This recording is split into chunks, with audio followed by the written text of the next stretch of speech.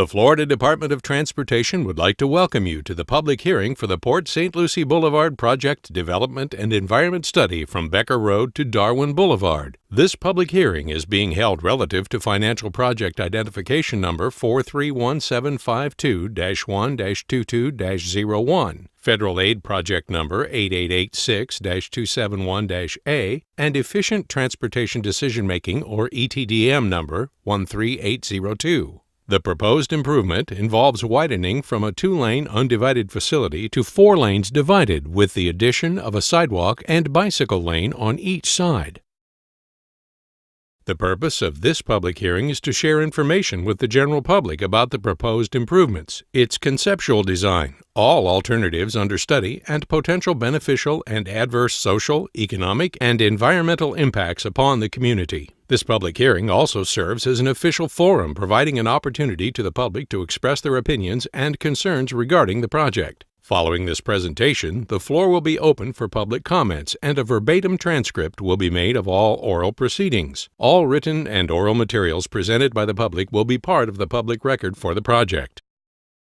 This public hearing is being held in accordance with the Federal Aid Highway Act of 1968 as amended, Title 23 of the United States Code, Section 128, Title 40 of the Code of Federal Regulations, Parts 1500 through 1508, Title 23 of the Code of Federal Regulations, Part 771, Section 339.155 of the Florida Statutes, Executive Order 11988, Floodplain Management, and Executive Order 11990, Protection of Wetlands of the Constitution of the United States of America. This public hearing was advertised consistent with federal and state requirements and is being conducted consistent with the Americans with Disabilities Act of 1990.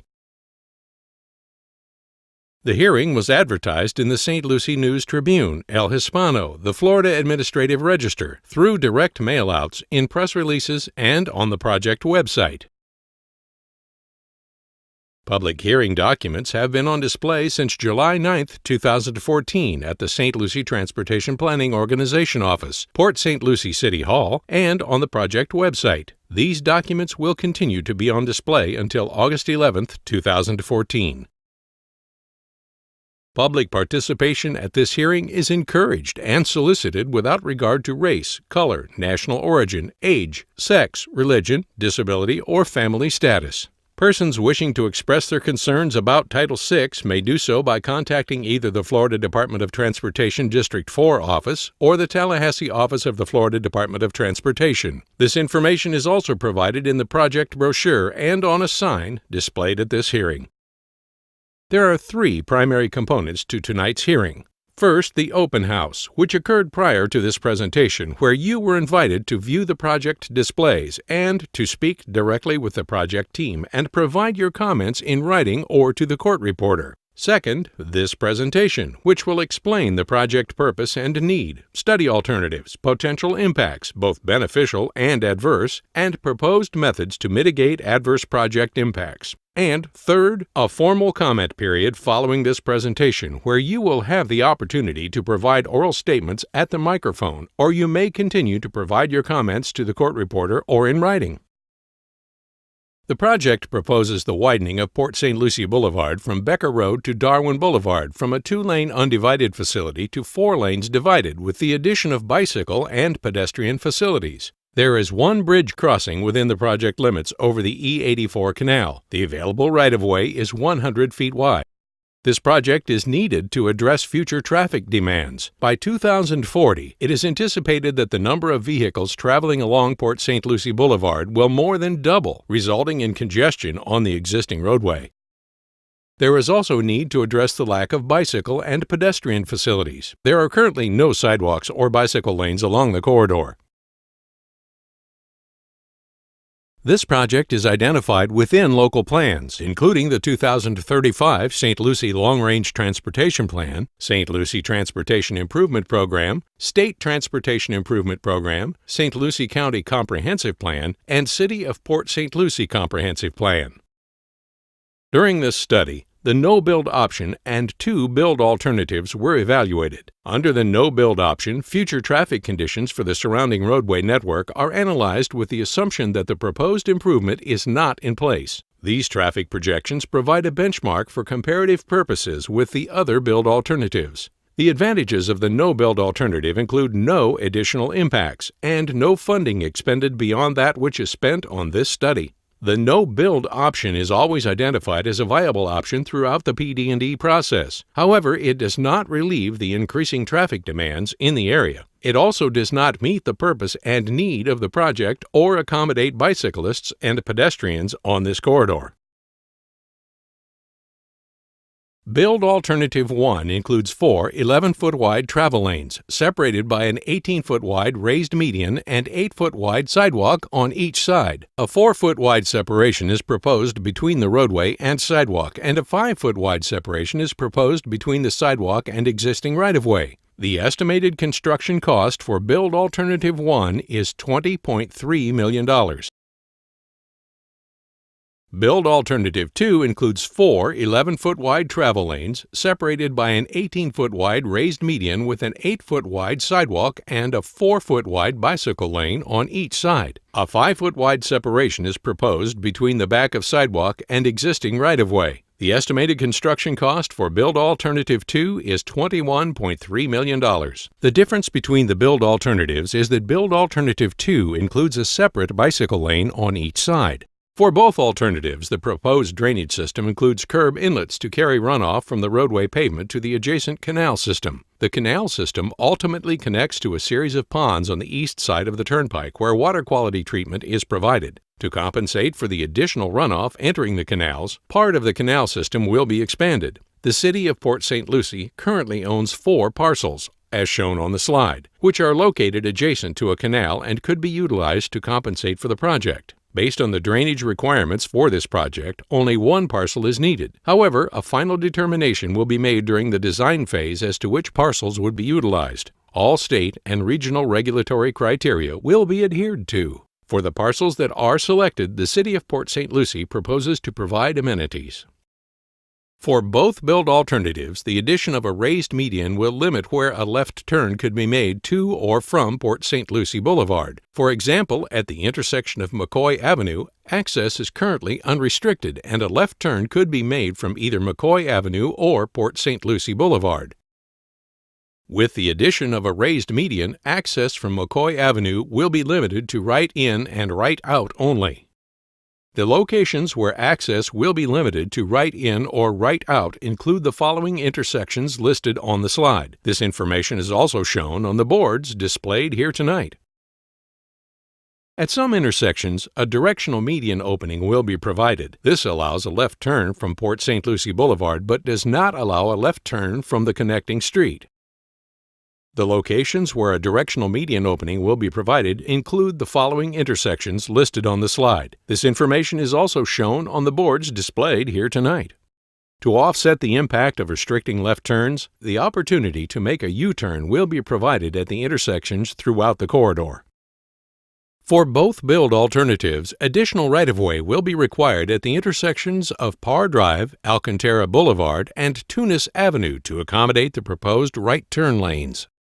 At Parr Drive, a northbound right turn lane and southbound right turn lane are proposed. An additional 6 feet of right-of-way would be needed for each right turn lane, as shown on the slide.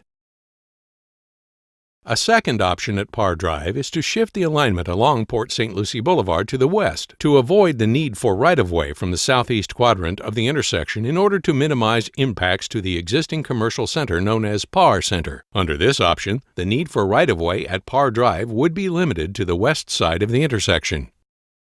At Alcantara Boulevard, a southbound right turn lane is proposed, resulting in the need for an additional 6 feet of right-of-way from the northwest quadrant of the intersection. At Tunis Avenue, a northbound right turn lane is proposed, resulting in the need for an additional 6 feet of right-of-way from the southeast quadrant of the intersection. The amount of additional right-of-way required to accommodate all of the proposed right turn lanes is approximately 1/10 of an acre. No residential or business relocations are required as a result of this project. All right-of-way acquisition will be conducted in accordance with the Federal Uniform Relocation Assistance and Real Property Acquisition Policies Act of 1970, commonly known as the Uniform Act. If you are required to make any type of move as a result of the Department of Transportation project, you can expect to be treated in a fair and helpful manner and in compliance with the Uniform Relocation Assistance Act. You will be contacted by an appraiser who will inspect your property. We encourage you to be present during the inspection and provide information about the value of your property. You may also be eligible for relocation advisory services and payment benefits. If you are being moved and you are unsatisfied with the department's determination of your eligibility for payment or the amount of that payment, you may appeal that determination. You will be promptly furnished necessary forms and notified of the procedures to be followed in making that appeal. A special word of caution: if you move before you receive notification of the relocation benefits that you might be entitled to, your benefits may be jeopardized. The right-of-way specialists who are supervising this program are here tonight and will be happy to answer your questions. Potential impacts to the environment were considered for each alternative. These include impacts to the natural environment and cultural resources, and physical impacts such as noise, air, and contamination. The proposed project may affect but is not likely to adversely affect the American alligator, eastern indigo snake, gopher tortoise, gopher frog, wood stork, and other wetland-dependent birds.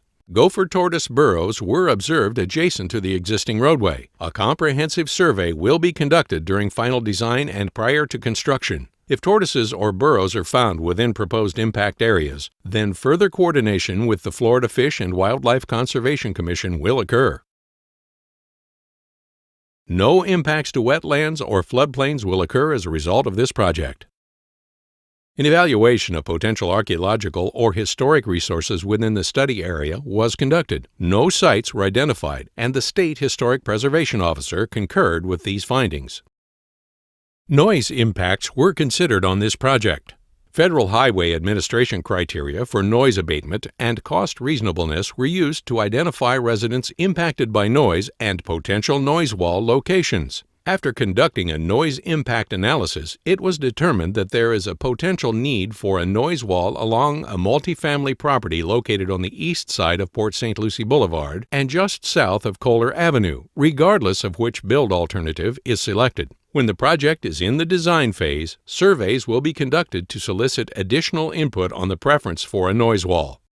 This project meets the maximum air quality standards established by the U.S. Environmental Protection Agency. There are no known or unresolved contamination concerns in the corridor. Therefore, the current potential for contamination issues within or directly adjacent to the project corridor is minimal. Based on the environmental and engineering considerations for this project, and in response to the community's desire for both pedestrian and bicycle facilities, the recommended alternative for this project is Build Alternative 2. Build Alternative 2 provides a 4-foot wide bicycle lane and an 8-foot wide sidewalk on each side while meeting the future traffic needs of the corridor. There have been various opportunities for the public to provide input on this project. Several public meetings have been held, dating from October 2013 up until tonight.